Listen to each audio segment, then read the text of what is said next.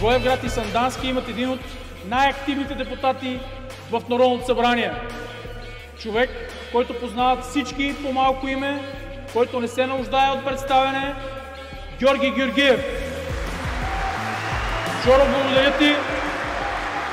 Благодаря ти, защото много хора в тази зала са тук и заради теб. Благодаря ти. Тук сме, защото не искаме двойни стандарти по границите, не искаме опашки. Тук сме, защото знаем как да решаваме проблеми, как да направим така, че България да влезе и в Шенген, и в еврозоната. Ние ще говорим и за нашата програма, която ще бъде насочена към това през следващия управленски мандат благосъстоянието на българите да достигне до 80% от това на европейци. На мен днес ми дават думата за четвърти път. И аз накрая не можах да се въздържа. Ето ме тук пред вас. Има неща, с които не се експериментира. Човек не би трябвало да експериментира със здравето си, с близките си, с нещата, които обича. И с държавите не трябва да се експериментира.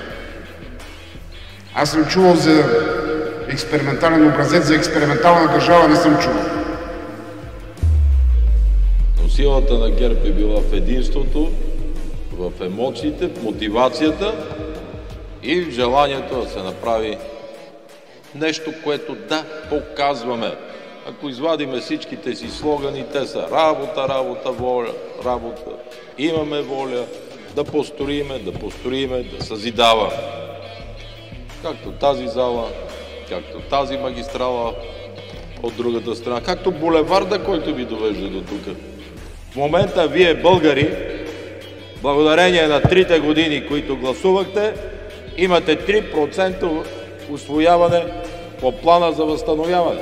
Хвалиме се, че сме дигнали парите на пенсионерите. И ние и те. Само че как сме ги дигнали? Да не сме ги произвели. Взели сме заем, задължили сме децата и внуците. Това ли е честното? Каквото си направи един народ сам, никой не може да му го направи. Сега Струма щеше да е готова. Хемус щеше да е готов. И до Русе ще да сме на чакъл от Велико Търново. Да не говорим за Видинската. Нула. Благодаря на... И няма Андрей. Няма ни наричате гост. Гостите дошли. Ние да сме... Кой на кой гост? Малко не ви харесва това. Ние не сме едно време големците дошли да видят.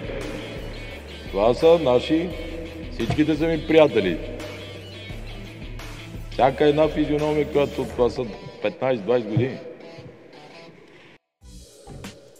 Какво иска да направиш? Викам. Извинявам се, ще намаля. Но ме е яд. Хубава вечер.